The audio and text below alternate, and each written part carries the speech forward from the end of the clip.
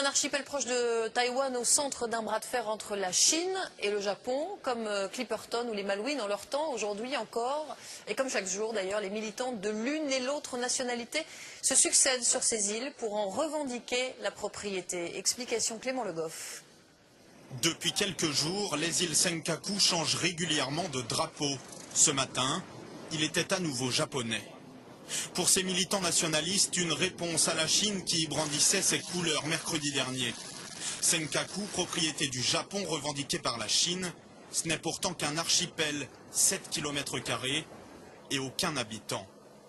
Mais les petites îles sont parfois très convoitées, parfois jusqu'à l'affrontement. La guerre des Malouines il y a 30 ans. L'Argentine avait envahi l'archipel. Les Britanniques envoyaient leur armada.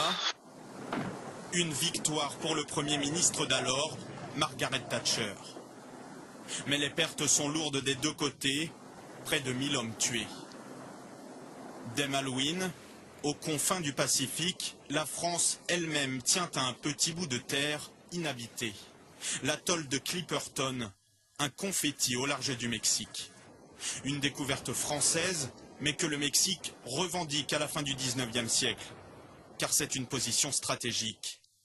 Un îlot convoité moins pour ses crabes rouges que pour son phosphate d'abord, et surtout pour la pêche au thon. En 1931, le conflit est arbitré en faveur de la France, qui possède Clipperton, mais aussi ses eaux territoriales, une zone de 200 000 nautiques, quasiment la surface de l'Hexagone. Une fois tous les 2 ans, un navire de la Marine nationale fait désormais cap sur l'atoll isolé pour assurer la souveraineté française.